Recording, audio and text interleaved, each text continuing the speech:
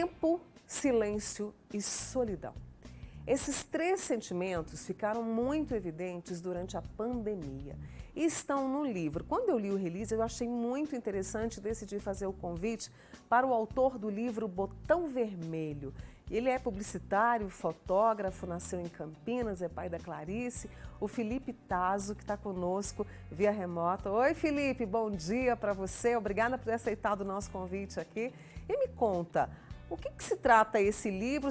Você o escreveu durante a pandemia, percebendo todos esses sentimentos que nos rondaram? Bom dia, Mônica, tudo bom? Tudo É um bem. prazer enorme estar com vocês aqui. É claro, né? Todo livro acaba tendo um pouco de autobiográfico. Aliás, toda obra de arte acaba tendo alguma coisa de autobiográfico, né? Então, o Botão Vermelho foi fruto dos 2 anos de lockdown que a gente ficou escondidinho em casa na pandemia. E esse aqui é o trabalho desses 2 anos, mais ou menos, que não acabou, mas a gente está tentando que acabe, etc. Aqui é a história de um homem que arruma um seguinte emprego, um malandro que tem muita perspectiva, muita eira nem beira. Ele arruma o seguinte emprego: você vai até uma casa descomunal, assim, enorme, e tem lá uma sala, tem um botão vermelho em cima de um pedestal. O trabalho é apertar o botão vermelho todo dia, uma vez ao dia, sábado, domingo, feriado, e o pagamento é R$20 mil por mês. Tem benefício, tem transporte e alimentação, e a casa está lá toda estocada. E aí, o que esse malandro acaba percebendo? Ninguém está passeando pela casa, ninguém entra, ninguém sai, e ele resolve ficar por lá mesmo. Então ele acorda, aperta o botão vermelho, toma um café da manhã caprichado, e aí o dia dele acabou. E ele está sozinho numa casa enorme, luxuosa, tem comida, tem piscina e tal, e ele está lá conversando com as paredes. Então, logo, ele já começa a conversar com o silêncio que a casa tem. E aí, depois de um tempo, ele começa a conversar com o tempo, que foi um pouco da sensação que eu tive. É claro que aqui eu dei uma exagerada. Eu pisei um pouco aqui no acelerador para poder falar do Botão Vermelho, mas eu tive um pouco disso. Aliás, eu acho que muita gente deve ter tido, né?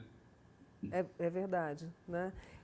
E aí, esses três sentimentos que ele vai conversando, eu imagino que ele vai descobrindo muita coisa, inclusive o sentido da própria vida dele, porque de repente parecia tudo tranquilo, só apertar o botão vermelho, dinheiro, benefício, casa boa, mas de repente isso provoca um turbilhão, Felipe? É claro. Bom, primeiro que isso se trata de uma transformação. Quando você consegue encarar essas coisas, você começa a olhar para elas e você começa a se questionar também. Mas aí tem uma coisa, eu não quero dar muito spoiler da trama aqui, mas tem uma coisa aqui. O meu personagem aqui dentro não é um filósofo, então não é um psicanalista, não fez terapia, nada, não é uma pessoa muito culta. Então, se ele tivesse um pouco mais de cultura, um pouco mais de sei lá, de racionalismo, ele talvez conseguisse, né, chegar a conclusões mais interessantes. Mas não é esse o caminho que eu tomei aqui no livro, não. Aqui, o Roberval, o personagem principal, não está lidando tão bem assim com a solidão, com o tempo e com o silêncio, não. Aliás, foi um desafio para a gente lidar com esses três sentimentos que fizeram parte da nossa rotina. Por mais que a gente tivesse que sair para trabalhar, mas existia a questão do tempo, como é que eu vou aproveitar, a questão da solidão. Como é que você lidou com isso? A escrita te ajudou? A escrita me ajuda para tudo na minha vida. Eu sou bastante covarde. Quando acontece alguma coisa, eu saio correndo para o computador. Mas sim, o tempo está sendo um desafio para mim. Como você mencionou, eu sou o papai da Clarice. A Clarice nasceu 6 meses antes do grande boom da pandemia, do grande boom da pandemia, do começar aqueles lockdowns mais agressivos e tal.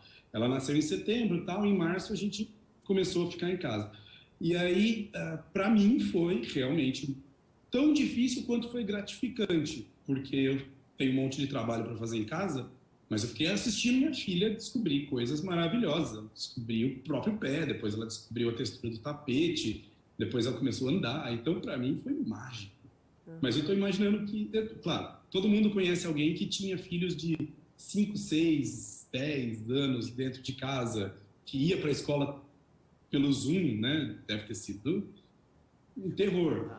Então, para mim foi gratificante porque eu consegui encontrar recursos que me fizessem lidar muito bem com o tempo. O tempo, para mim, foi um grande aliado. Para o Roberval aqui foi um gigantesco inimigo. É verdade. Rodrigo, quer participar da conversa? Deixa eu trazer o Rodrigo. O Rodrigo Penha, não sei se você Claro. conseguiu acompanhar. Felipe, o Vi Rodrigo sim. é nosso amigo aqui, cardiologista. A gente está falando sobre o coração nosso de cada dia, principalmente das mulheres. E é interessante demais essa abordagem dele, né, Rodrigo? O Felipe, olha que interessante, você falou sobre alguns sentimentos, eu acho que foi isso que motivou ele escrever. Interessante que a pandemia tem os seus dois lados da moeda. O primeiro, esse lado ruim, a solidão, que nós somos pessoas sociais, o ser humano ele é sociável, então isso traz uma tristeza. Mas olha que interessante, existe o sentimento de solitude, que não é a mesma coisa de solidão. O ponto bom da pandemia, principalmente no início dela, foi o desaceleramento que a gente vinha. A gente vinha, o ser humano vinha numa velocidade de raciocínio, a síndrome do pensamento acelerado, que a gente não se contentava, nós não nos contentávamos em fazer uma coisa ao mesmo tempo. Eu tenho um filho adolescente, 17 anos, e era engraçado como que é o jeito deles. Ele consegue assistir um futebol americano na televisão, uma série na TV. Ele consegue, ao mesmo tempo, acompanhar na rede social e ler um livro. Quer dizer, 4 coisas ao mesmo tempo. Por essa necessidade de preencher o tempo. E a gente vinha num ritmo extremamente acelerado, onde todo o tempo deveria ser preenchido. E o ser humano, ele precisa de um pouco de tempo do nada. Ele precisa de um pouco de tempo onde ele esvazia sua mente, onde que ele... Sabe aquele tempo onde os homens das cavernas sentavam e olhavam para a fogueira? Isso faz muito bem, esse sintoma de solitude. Então esse era o lado bom da pandemia, que muitas pessoas conseguiram ler mais, Sim. conseguiram aproveitar seu tempo, desenvolver um hábito de cozinha, conviver com a família. Esse foi o lado bom. E o lado ruim foi solidão, as pessoas passaram a comer mais e ganhar peso, utilizar mal esse tempo, começaram a se estressar demais e a beber demais. E é interessante que o que esse senhor, Roberval, tinha no livro? Tinha tempo. Tinha tempo. E aí eu falo todo dia, há 23 anos eu falo isso para meus pacientes. Quando eu te dou tempo, você realmente desenvolve aquilo que você gosta. E os pacientes que durante o trabalho falam que não tem tempo de fazer atividade física, eu pergunto nas férias, eles falam assim, mas agora eu não quero. Então, na realidade, ele nunca quis. Nunca quis. Quando você dá tempo, ele deveria fazer aquilo que ele não tem quando ele tem o tempo. Mas ele fala, mas eu estou de férias, eu não quero fazer atividade. Concordo. Para minha vida, eu aprendi a parar de usar a palavra tempo e comecei a usar a palavra prioridade. Então, eu tirei essa questão do tipo, eu não tenho tempo para fazer isso agora porque eu preciso cuidar de outra coisa. A palavra que eu uso é prioridade. Minha prioridade agora não é fazer isso, é fazer outra coisa. Então, isso destruiu qualquer possibilidade de eu não ter tempo para minha filha. Porque daí eu tenho que dizer para mim, minha prioridade não é minha filha agora. Isso dói de uma maneira. Então, saber usar o tempo faz uma diferença brutal. Isso também funciona para a saúde. Pensar na saúde também. Quando eu comecei a pensar no livro, eu conversei com muitas pessoas e aí, né, a gente acaba tagarelando. E o meu padrinho, que é um cara que gosta de caminhadas, e ele falou, presta atenção no que o tempo te ensinou. Eu falei, não, mas peraí, não é esse o rumo que eu quero no livro, não, né? Porque o tempo ensina, a solidão ensina, o silêncio ensina muito.